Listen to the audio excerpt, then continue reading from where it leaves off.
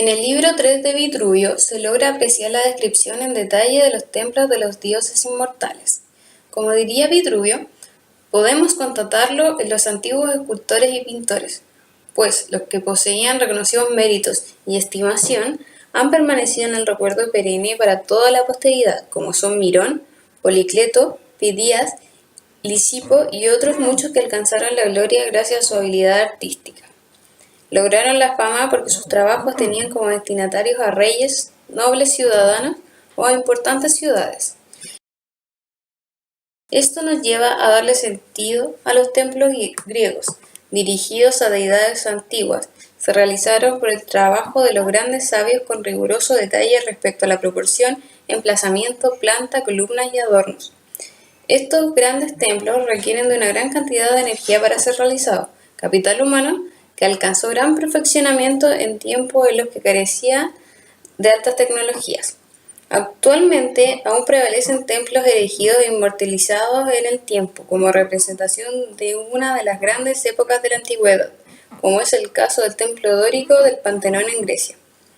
Otro claro ejemplo es la Torre Eiffel, construida en la Revolución Industrial. Es una colosal estructura que tuvo muchas críticas en su tiempo, pero hoy en día es considerado un hito histórico y muy concurrido como muchos de los templos griegos. La disposición de los templos depende de la simetría, cuyas normas se deben observar escrupulosamente en los arquitectos. La simetría tiene su origen en la proporción, que en griego se denomina analogía. Mediante esta proporción se define un módulo constante que correspondería a partes de la obra o en su conjunto. El cuerpo humano, al ser de naturaleza y de por sí ser simétrico, fue la inspiración de módulos y medidas en la arquitectura griega. Estas medidas fueron referentes no solo en la arquitectura clásica, sino en proporciones perfectas que hacían los pintores y escultores de la época, y que hasta hoy en día se pueden seguir utilizando. Fueron los principios básicos en la comprensión de una proporción ideal y divina que se dio en la época y también se puede dar hoy en día. Las estructuras de los templos detonan el aspecto físico y figura características de dichas construcciones romanas. Nos encontramos con 6 diferentes tipos de estructuras, llamadas templo inintis, próstilo, ampipróstilo, períptero, pseudodíptero y hípetro. Estas estructuras son muy parecidas entre sí, y sus principales diferencias radican en la cantidad de columnas que posea, la disposición e intercolumnio de estas. También se distinguen por si poseen o no pilastras y en la manera en que delimitan y cierran el santuario. Las estructuras de los templos son difíciles de comprender debido a sus similitudes, pero al estudiarlos detenidamente se puede entender que los pequeños detalles que los distinguen son los que les dan el valor espacial y estético. Cinco son las clases de los templos cuyos nombres son los siguientes. Pignostilo, cuando tiene columnas muy espesas. Sistilo, si sus columnas son más espaciadas. Diastilo, con las columnas aún más separadas. Aerostilo, con las columnas más separadas de lo que es conveniente. Y eustilo, cuando las columnas están a una distancia proporcionada entre sí. Al igual que las personas y la naturaleza en general, los templos tienden a tener características físicas similares, pero la diferencia está en las capacidades que puedan existir dentro de ellos. Los templos están capacitados para albergar a las estatuas de las deidades. Las personas tienen la capacidad de albergar información, sentimientos, entre otros. Si no es posible encontrar un terreno sólido, la cimentación de estos edificios se excavará sobre un terreno firme, en una extensión que se ajuste proporcionalmente a las exigencias del volumen de la construcción. Se levantará la obra lo más sólida posible, ocupando la totalidad del suelo firme. En la obra, los resaltos de las basas no sobresalen más de las columnas no sobrepasan el diámetro de las de arriba.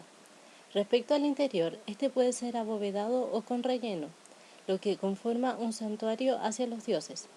En la construcción del suelo se toman en cuenta el número de escalones, los cuales tenían que ser impares.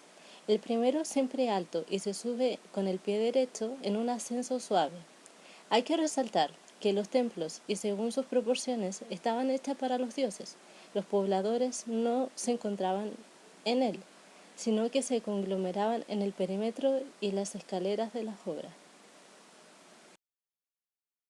La disposición de los órdenes griegos está dictada por proporciones. Es por eso que existen dos órdenes, jónico y dórico. El pilar jónico no es más que un elemento estructurante de los templos, que destacan por su armonía y geometría perfecta. Primeramente, se colocarán las basas de las columnas respetando la simetría. Luego, se establecen 4 partes: la plataforma, la columnata, con la casa, el fuste y el capitel, el entablamento, con el arquitrabe y el friso, y la cubierta con una peculiar escultura de cabeza de león. Lo mencionado anteriormente se puede encontrar miles de años después, en una estructura moderna en calle 18 con influencia jónica. Sin embargo, la morfología se ha modificado para poder calzar en un contexto nuevo y diferente al de la antigüedad griega.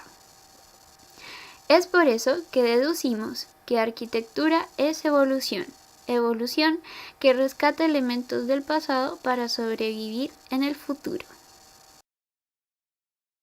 El tercer libro de los 10 escritos por Vitruvio nos habla en rasgos generales de los templos, su configuración, sus dimensiones, la espacialidad generada, su estructura, los elementos que la componen, sus clases, los cimientos y el orden jónico.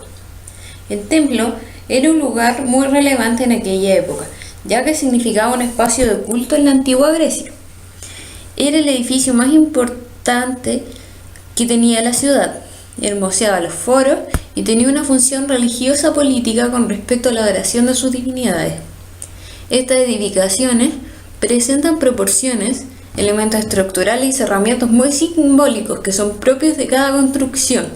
Quizás estéticamente tienden a mimetizarse, haciendo que en la actualidad tengamos una visión muy superficial de ellos.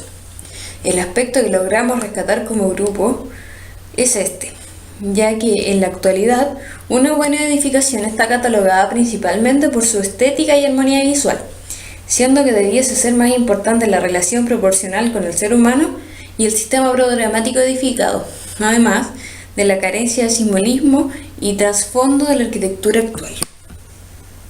El tercer libro